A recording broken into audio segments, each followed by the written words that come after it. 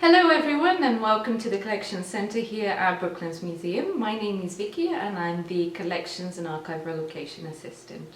I'm Anna, I'm the Collections Care and Documentation Officer, and we're going to show you a few highlights from the collection.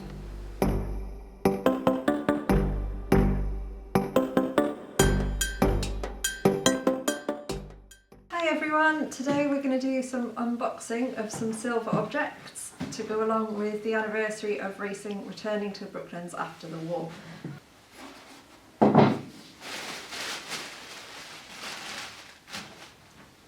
If you look here,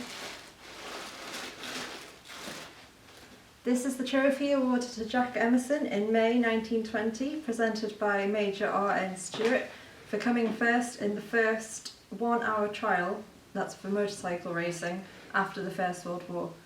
It's quite elaborate for a trophy. Most of them are a lot plainer than this, so we could look at that as a symbol of Brooklands being happy that it's back to peace and back to racing. As well, in this box we've got awards of a different nature. So this is a tobacco box presented to G.J. Rackham, and it's got an inscription from George Easton to show his appreciation and just as a thank you present. These are the scissors used by Dame Ethel Locke King to open the Campbell circuit. If you look closely, it's inscribed here with her name, and then on the reverse it's got the date, April 20th, 1937, Brooklands Campbell Road Circuit opened by Dame Ethel Locke King. The rest of this box is things like cutlery from Concorde that were handed out during flights, napkin rings,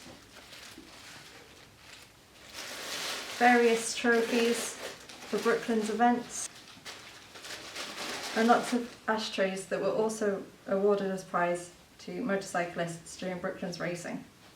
So if you didn't quite win a trophy, at least you could win an ashtray. And that's the box.